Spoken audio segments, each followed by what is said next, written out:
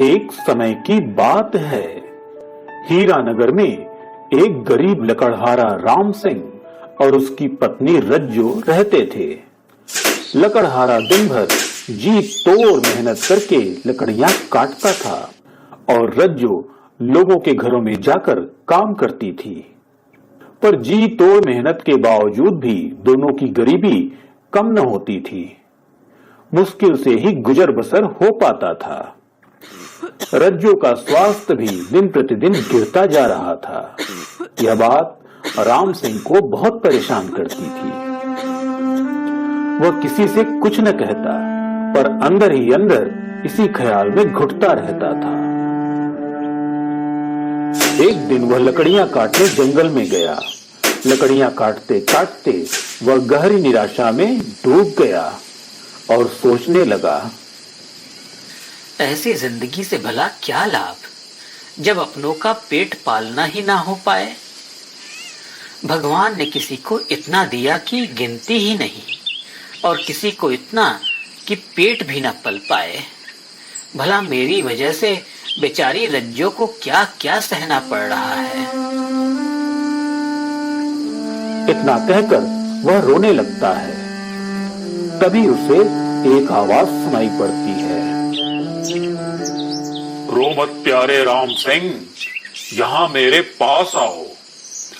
मैं तुम्हें कई दिनों से देख रहा हूँ।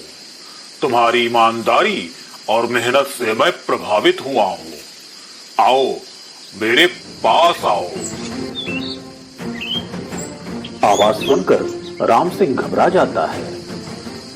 अरे अरे, यह किसकी आवाज है और कौन बोल रहा है? कौन है वहां? कौन है? और सहमा सहमा वह उसी ओर चल देता है जिधर से आवाज आ रही थी। कौन है? कौन है वहां पर? पास जाने पर वह देखता है कि आवाज एक बड़े पत्थर से आ रही थी।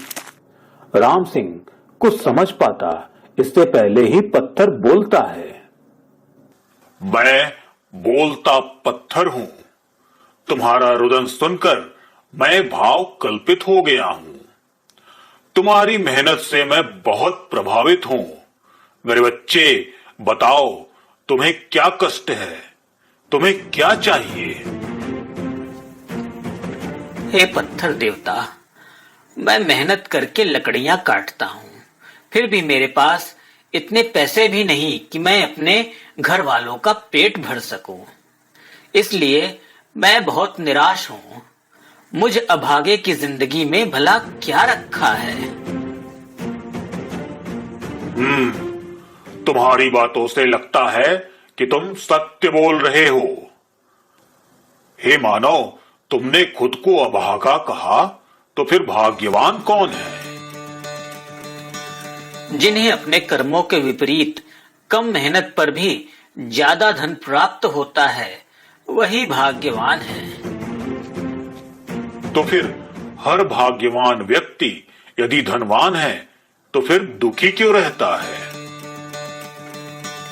उसकी असंतुष्टि महाराज, उसकी असंतुष्टि, उसका असंतोष उनके कर्म को विकृत कर देता है, जिससे समाज में अन्य व्यक्तियों का नुकसान होता है और सही कर्म करने वालों की क्षति होती है।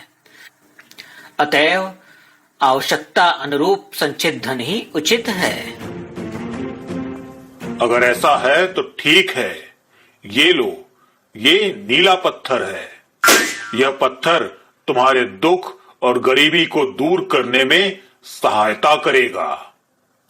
इस पत्थर से तुम अपनी आवश्यकता हेतु धन प्राप्त कर सकते हो। पर याद रखना मेरे बच्चे, पत्थर की बात पत्थर सी अड़िग। कभी इसका दुरुपयोग न करना और अपनी बात पर अडिग रहना, वरना पछताने के सिवा तुझे कुछ भी नहीं मिलेगा। लकड़हारा बहुत खुश होता है और पत्थर को मन ही मन प्रणाम करता हुआ वापस लौट जाता है। घर पहुंचकर लकड़हारा सारी बात अपनी पत्नी को बताता है। पत्नी यह सुनकर बहुत खुश हो जाती है। फिर लकड़हारा नीले पत्थर की पूजा करते हुए उससे व्यापार हेतु धन मांगता है। पत्थर हवा में उड़ने लगता है और तेज रोशनी चमकती है। अगले ही पल वहां धन से भरी मटकियां होती हैं। लकड़हारा उन पैसों से अपना व्यापार शुरू करता है। धीरे धीरे उसका व्यापार फलने फूलने लगता है। पत्थर के आशीर्वाद से उसे बरकत भी अच्छी खासी होने लगती है। अब लकड़हारे का जीवन पूरी तरह से बदल गया। समाज में उसकी इज्जत होने लगी।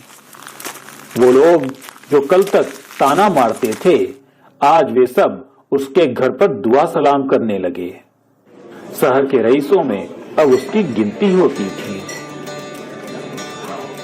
पैसे की भरमार और उससे मिली इज्जत ने लकड़हारे को पूरी तरह बदल दिया। अब वह गलत तरीके से अधिक पैसे कमाने की सोचने लगता है। पैसे की चाहत उसे स्वार्थी और मतलबी बना देती है। एक दिन लकड़हारे की पत्नी कहती है, सुनो जी, भगवान ने हमारी सारी जरूरतें पूरी कर दी हैं, फिर भला तुम गलत काम करके पैसे क्यों कमाते हो? मूर्ख औरत, भूल गई कि जब पैसा हमारे पास नहीं था तब हमारा क्या हाल हुआ था। ये सब बातें कमजोर लोग करते हैं। चुपचाप मुझे अपना काम करने दो, वरना। रज्जो डर जाती है और वहां से चली जाती है। इधर लकड़हारे के हाथ एक बड़ा कॉन्ट्रैक्ट आ जाता है और वह सारा पैसा उसी कॉन्ट्रैक्ट में लगा देता है। आहा, क्या डील हुई है। बस मेरा माल एक बार विदेश पहुंच जाए और मैं शहर का सबसे अमीर व्यक्ति बन जाऊंगा।